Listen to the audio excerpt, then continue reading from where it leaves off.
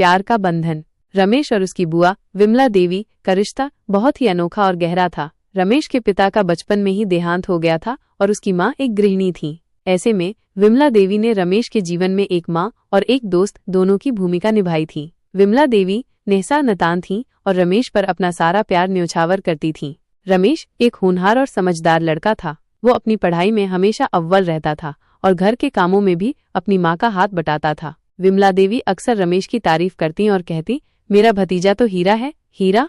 गांव में रमेश और विमला देवी का घर आसपास ही था। रमेश हर शाम स्कूल से लौटकर बुआ के घर जरूर जाता। वे दोनों साथ में चाय पीते, दिन भर की बातें करते और कभी कभी विमला देवी रमेश को पुरानी कहानियां भी सुनाती। रमेश को अपनी बुआ की गोद में सिर रखकर कहानियां सुनना बहुत अच्छा लगता था।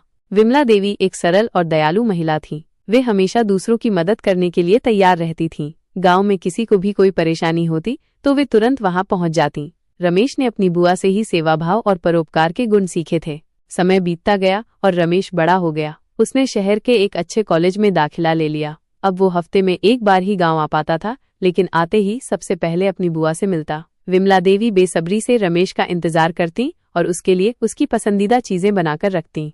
एक बार रमेश की परीक्षाएं नजदीक थीं और वो गांव नहीं आ पाया। विमला देवी को उसकी बहुत याद आ रही थी। उन्होंने रमेश को एक पत्र लिखा जिसमें उन्होंने अपना प्यार और आशीर्वाद भेजा था। पत्र पढ़कर रमेश भावुक हो गया और उसने तुरंत अपनी बुआ को फोन किया। उनकी बातें सुनकर दोनों की आंखों में आंसू आ गए। कुछ सालों बाद रमेश ने अपनी पढ़ाई पूरी कर ली और उसे शहर में ही एक अच्छी नौकरी मिल गई। अब वो अपनी माँ के साथ शहर में रहने लगा था, लेकिन उसका दिल हमेशा गांव और अपनी बुआ के पास ही रहता था। वो अक्सर गांव जाता और विमला देवी के साथ समय बिताता। एक दिन रमेश को खबर मिली कि विमला देवी की तबीयत ठीक नहीं है। वो तुरंत गांव भागा गया। बुआ बिस्तर पर लेटी हुई थी और उनकी आंखें कमजोर हो गई थीं। रमेश को देखकर उनकी आंखों में चमक आ गई। मेरा बच्चा आ गया, उन्होंने धीमी आवाज में कहा। रमेश बुआ के पास बैठ गया और उनका हाथ अपने हाथों में ले लिया। उसने उनसे ढेर सारी बातें की और उन्हें अपनी नौकरी और शहर के बारे में बताया। विमला देवी उसकी बातें सुनकर मुस्कुराती रहीं। अगले कुछ दिन रमेश ने अपनी बुआ की खूब सेवा की। उसने उनकी दवाइयों का ध्यान रखा, उन्हें खाना खिलाया और उनके पास बैठकर पुरानी बातें की। रमेश को एहसास हो रहा था कि उसकी बुआ अब धीरे धीरे कमजोर होती जा रही हैं।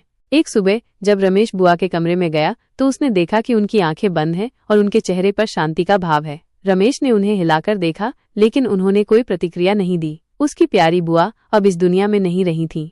रमेश फूट फूट कर रोने लगा। उसे ऐसा लग रहा था जैसे उसका एक बहुत बड़ा सहारा छिन गया हो। उसकी माँ ने उसे संभाला और ढांढस बंधाया। पूरे गांव में शोक की लहर दौड़ गई। विमला देवी ने अपने प्यार और सेवा भाव से सभी का दिल जीता था। रमेश ने अपनी बुआ के अंतिम संस्कार की सभी रस्में पूरी की। गांव के लोगों ने भी इसमें बढ़ चढ़कर हिस्सा लिया। रमेश को अपनी बुआ की बहुत याद आ रही थी, लेकिन उसे इस बात का संतोष था कि उसने अपनी बुआ की खूब सेवा की और उन्हें ढेर सारा प्यार दिया। विमला देवी भले ही अब इस दुनिया में नहीं थीं, लेकिन उनकी यादें रमेश के दिल में हमेशा रहेंगी। उन्होंने रमेश को जो प्यार और संस्कार दिए थे, वे हमेशा उसके साथ रहेंगे और उसे जीवन में सही राह दिखाते रहेंगे। बुआ और भतीजे का ये अटूट बंधन हमेशा अमर रहेगा। रमेश हमेशा अपनी प्यारी बुआ को याद करता रहेगा और उनके दिखाए रास्ते पर चलने की कोशिश करता रहेगा। यह कहानी प्यार और पारिवारिक बंधन की गहराई को दर्शाती है, जहां एक निसंतान बुआ अपने भतीजे को अपना सब कुछ देती है और भतीजा भी बदले में उन्हें उतना ही सम्मान और प्यार देता है।